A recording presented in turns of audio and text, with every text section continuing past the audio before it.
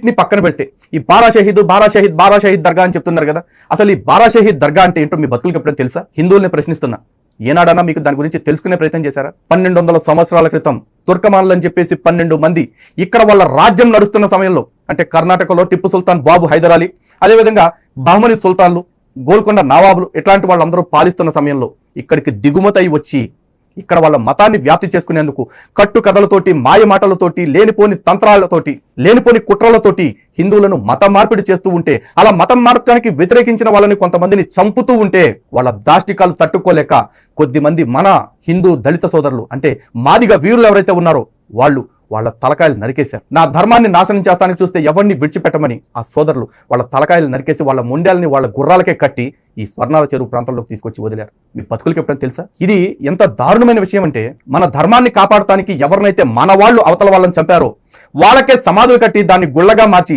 ఇప్పుడు అదే మన చేత వాళ్ళకి దండాలు పెట్టిస్తున్నారు, వాళ్ళకి పూజలు చేపిస్తున్నారు. దీన్నంతా చూస్తుంటే మీకు ఏమనిపిస్తుంది? దేశ స్వాతంత్రం కోసం ప్రాణాలు అర్పించిన భారతీయ వీరులు ఎవరైతే ఉన్నారో వాళ్ళందరి త్యాగాలని, వాళ్ళ ప్రాణాలని పక్కన పెట్టేసి బ్రిటిష్ వాడి బూట్లు నాగితే ఎంత చండాలంగా ఉంటుందో, మిమ్మల్ని కని పెంచి పోషించిన తండ్రిని పక్కన పెట్టేసి పక్కింటోడి సంక నాగితే ఎంత దరిద్రంగా ఉంటుందో అంతే దరిద్రంగా ఉంది మీరు చేసే పనులు కూడా. ఇప్పటికైనా ఈ కథని అర్థం చేసుకుంటారని, ఈ చరిత్రను తెలుసుకుంటారని, తద్వారా హిందువుల మనోభావాలను అర్థం చేసుకుంటారని, మీరు కూడా నిజమైన హిందువులుగా మారతారని, వచ్చే సంవత్సరం నుంచైనా ఈ దౌర్భాగ్య పనులు మాంటారని, మీరు హిందువులుగా బతుకుతారని ఆశిస్తా ఉన్నాను. ఎందుకంటే మన ధర్మాన్ని కాపాడటం కోసం వాళ్ళు జీవితాలు త్యాగం చేశారు, ప్రాణాలు పణంగా పెట్టారు. మన ధర్మానికి ద్రోహం చేస్తున్న వాళ్ళ ప్రాణాలు తీశారు.